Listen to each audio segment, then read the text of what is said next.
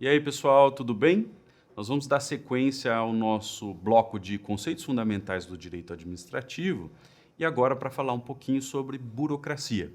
Na última aula eu falei sobre o patrimonialismo, sobre essa concepção patrimonialista da administração pública e como isso explica uma série de práticas e de institutos do direito administrativo. Nesta aula agora eu vou falar um pouquinho de burocracia, de um segundo modelo de administração pública e que também explica muito do que nós temos hoje dentro do direito administrativo, tá certo? O modelo burocrático, na verdade, desponta dentro de um contexto de constitucionalismo e de consagração do Estado de Direito, com o objetivo de sepultar aquele velho modelo patrimonialista no qual o Estado era visto como uma extensão da vida e dos desejos do governante. Então, anota aí, muito importante, a burocracia surge no contexto constitucionalismo do Estado de Direito para sepultar a lógica de administração patrimonialista, tá certo? E como surge a burocracia dentro do contexto do Estado de Direito, esse modelo é claramente recente, não é? Ele vem lá do final do século XIX, início do século XX.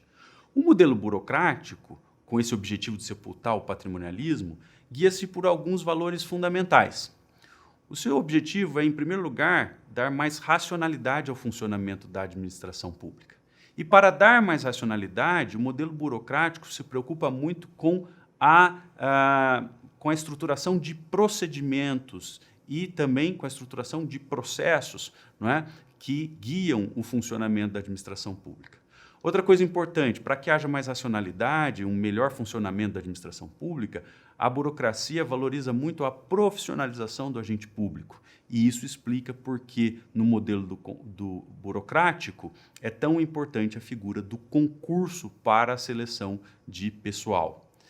O concurso também está relacionado não só com a profissionalização, mas com a meritocracia, que é outro valor típico do modelo burocrático. A ideia desse modelo, portanto, é que os quadros estatais estejam abertos a qualquer cidadão, para que os cidadãos possam tentar, não é, ser aprovados num processo de seleção para que figurem como agentes públicos, não é, para que sejam investidos em um cargo público. No entanto, essa seleção não é mais feita, como no modelo patrimonialista, pelo desejo, pela preferência do governante, mas sim de acordo com procedimentos acionais que valorizam a qualidade, que valorizam o mérito dos candidatos. Então, a meritocracia também é aí uma característica muito importante do modelo burocrático. Nessa linha também, o modelo burocrático valoriza a organização de carreiras dos agentes públicos, valoriza a hierarquia dentro das entidades administrativas e valoriza muito a legalidade no exercício das funções públicas e também a impessoalidade. A ideia do modelo burocrático é que o agente público siga as políticas públicas que foram aprovadas pelos representantes do povo num Estado democrático e não faça apenas aquilo que o governante deseja pelos seus interesses ou pelas suas preferências, tá certo? Então, a legalidade e a impessoalidade são muito relevantes no modelo burocrático porque esses princípios permitem que se conecte as tarefas diárias do administrador público com os desejos do povo manifestados em leis criadas pelos seus representantes eleitos. Tá bom? Vejam, esses vários vetores, esses vários valores que guiam o modelo burocrático acabam justificando, como eu disse, muitos dos institutos que nós temos no direito administrativo. Então vejam lá, os processos administrativos formalizados e rígidos são uma consequência do modelo burocrático. E nisso nós podemos incluir as licitações, os concursos, os processos de licenciamento e autorização e assim por diante. O modelo burocrático também exige racionalidade, e racionalidade vai se traduzir num dever de administração planejar as suas ações e também motivar as suas decisões. A motivação é uma técnica pela qual se exige que o administrador público demonstre a racionalidade e a legalidade daquilo que está fazendo, tá certo?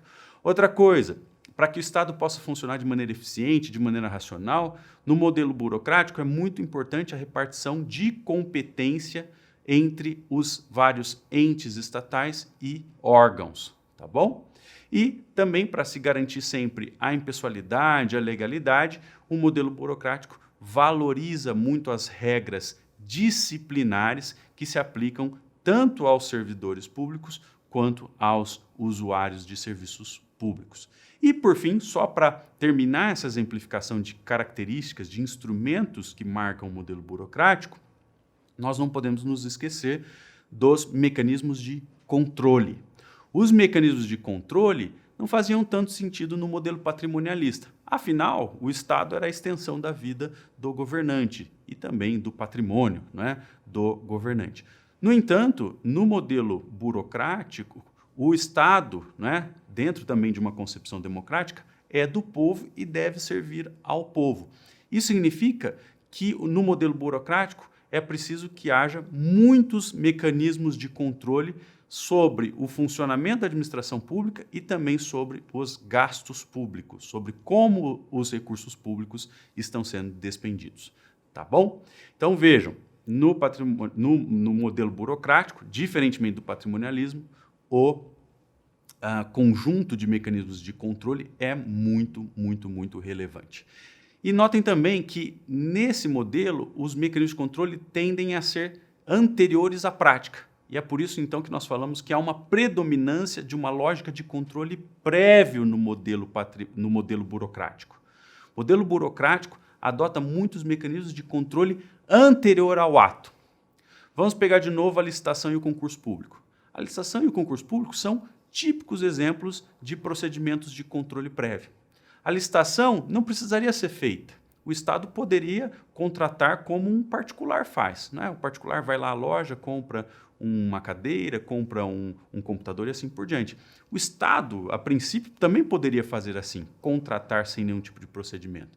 No entanto, hoje se entende que a licitação é fundamental em grande parte dos casos, porque a licitação é um procedimento que permite se fazer o controle da contratação realizada pelo agente público, para se verificar se aquela contratação respeita a legalidade, respeita a isonomia, respeita a economicidade, a vantajosidade e assim por diante. O concurso público é a mesma coisa. O concurso público é um processo que antecede a nomeação e a posse num cargo público ou a contratação de um empregado público.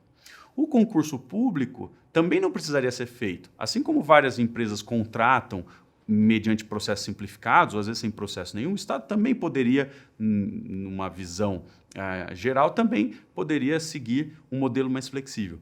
No entanto, a nossa Constituição e em muitos países outras constituições entendem que o concurso público é um mecanismo de controle prévio essencial para garantir o quê? Para garantir-se a impessoalidade na contratação, a meritocracia e assim por diante. Tá bom? Então, concurso, licitação, mecanismos de controle prévio, repartição de competências, planejamento, motivação, formalização de processos e atos, tudo isso é resultado dessa concepção burocrática. E por que tudo isso decorre da burocracia? Bom, porque a burocracia se assenta em duas premissas básicas. A burocracia se assenta na desconfiança em relação ao agente público e também na premissa de que o agente público, como pessoa, tende a abusar do poder.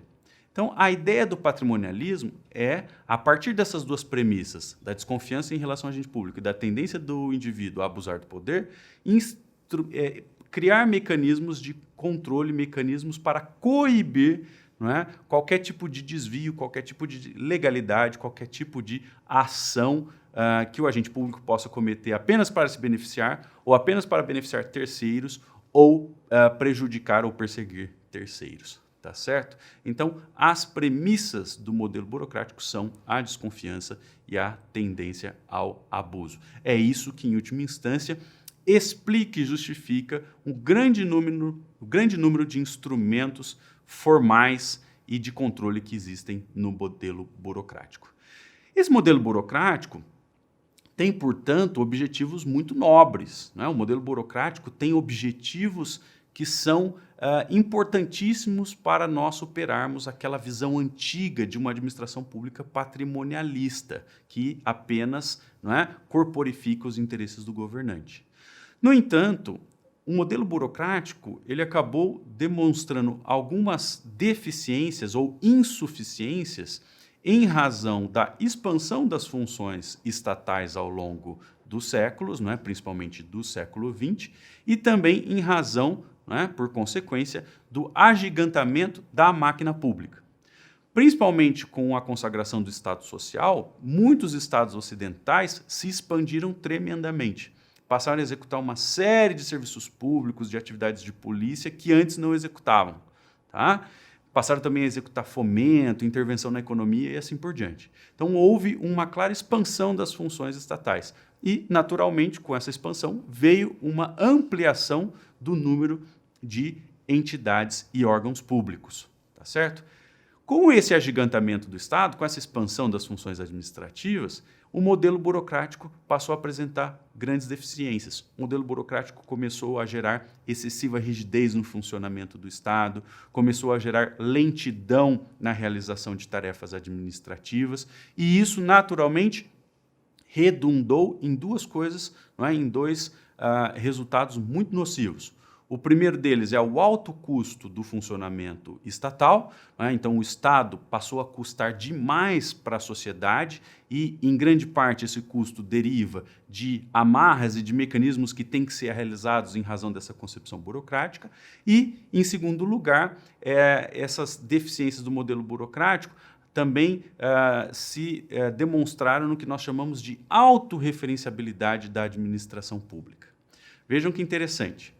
O administrador público, no modelo burocrático, ele está tão preocupado e tão envolvido com os procedimentos de controle, com os processos administrativos que tem que realizar, com as exigências de motivação, de publicação, de transparência, que, na prática, o administrador público não consegue enxergar o cidadão. Ele não consegue parar para pensar se o cidadão está sendo bem atendido, se as necessidades sociais estão sendo atendidas ou não. E isso é o que nós chamamos de autorreferenciabilidade da administração pública.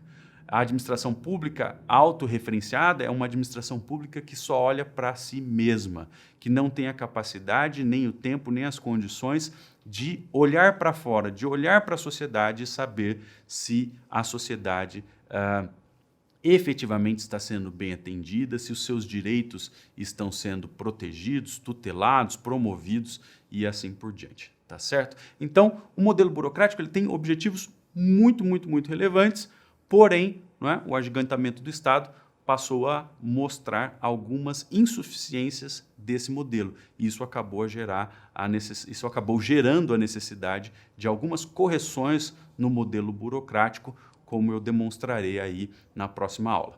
Para concluir essa aula, deixei também algumas referências, de novo, o Plano Diretor de Reforma do Estado, o livro do professor Bresser que eu mencionei, também deixei uma obra que eu coordenei chamada Direito Administrativo, Transformações em Tendências, que tratam de muitos desses problemas que foram gerados com o modelo burocrático, tá certo? E, de novo, uma menção aí à tese da professora Irene Nohara, que trata da reforma administrativa e da burocracia. Um livro muito interessante para quem quiser se aprofundar nesse assunto.